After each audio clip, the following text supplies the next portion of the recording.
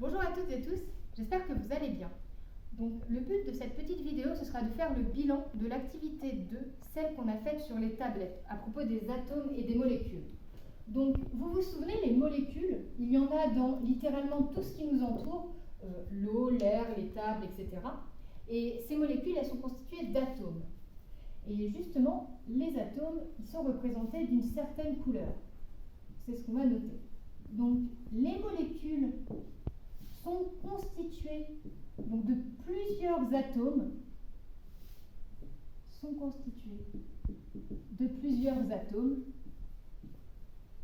Donc atome, c'est un nouveau mot, on va le marquer en rouge. Donc de plusieurs atomes. Et ce qu'on va marquer, c'est que chaque atome est modélisé par une couleur différente. Souvenez-vous, sur les tablettes, il y avait un certain nombre de boules de couleurs. Eh bien, tous les scientifiques de la Terre modélisent les atomes par la même couleur. Donc chaque atome est modélisé par une couleur. Et plus précisément par une boule de couleur. Par exemple, donc je vais vous mettre un exemple ici. Je vais vous mettre les 3 atomes les plus importants, ceux que vous croiserez énormément l'année prochaine et dans la suite de vos études.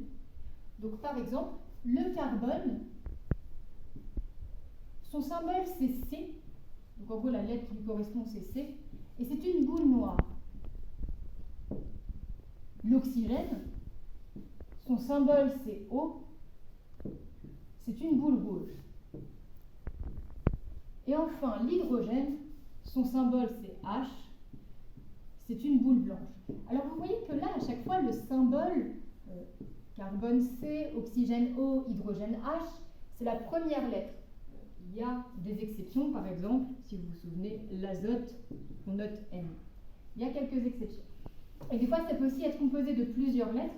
Par exemple, le fer, on le notera Fe. Première lettre en majuscule, deuxième lettre en minuscule. Ok.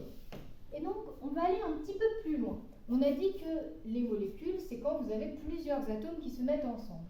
Et nous, on va aller plus loin parce qu'on va parler de transformation chimique. Souvenez-vous, on avait parlé de transformation physique quand les molécules ne changent pas. O plus sucre reste O plus sucre. Par contre, pendant les transformations chimiques, les molécules changent. Vous allez voir que les atomes ne changent pas, mais les molécules changent. Donc on va marquer lors d'une transformation chimique.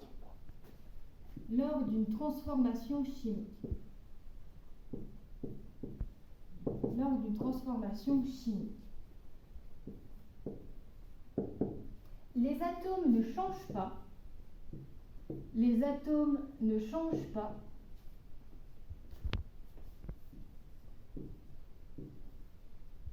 Les atomes ne changent pas, mais se réorganisent dans les différentes molécules.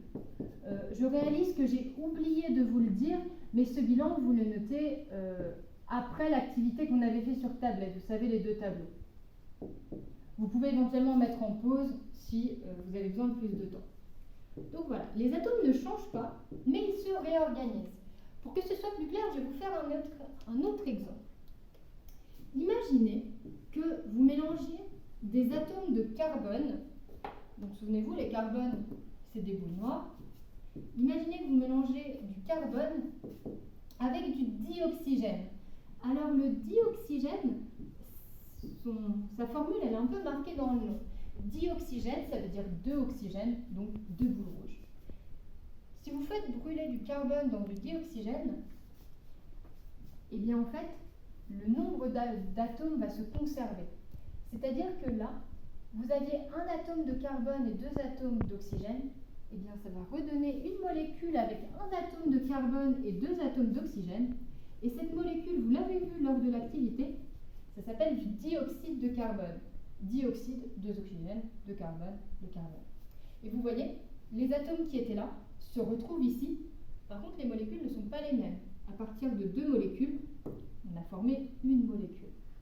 Et justement, le fait que ce nombre d'atomes soit conservé, on le retrouve avec les formules chimiques. On a dit l'atome de carbone se notera C. l'oxygène se notera O. Donc le dioxygène se notera O2. Le nombre se met toujours en bas et après la lettre O2. Et C plus O2, et bien tout simplement, ça vous donne CO2. Un atome de carbone et 2 atomes d'oxygène. Je vous l'ai dit rapidement, mais dans une formule, les lettres se mettent dans l'ordre alphabétique. Ici, C, c'est avant dans l'alphabet, donc on le met avant le O. Et si on compte les atomes, on voit qu'ils se conservent. Vous vous souvenez, lors d'une transformation chimique, eh bien, les molécules se transforment. Les réactifs, c'est-à-dire les molécules qui étaient là au début, donnent des produits. Les produits, eux, ils apparaissent au fur et à mesure de la réaction, et donc ils sont là à la fin. Donc là, ici, en l'occurrence, on n'a qu'un seul produit. Et bien, dans les réactifs, ici, vous avez un atome de carbone et 2 atomes d'oxygène. Donc, du côté des produits, c'est la même chose. Vous devez avoir un atome de carbone et 2 atomes d'oxygène. Donc, dans une transformation chimique, les molécules peuvent changer. Ces molécules ne sont pas les mêmes que celles-ci. Mais les atomes ne peuvent pas changer. Je vous remets ici un mini rappel que vous pouvez marquer si vous voulez sur les transformations physiques. J'abrège un petit peu. Transformation physique.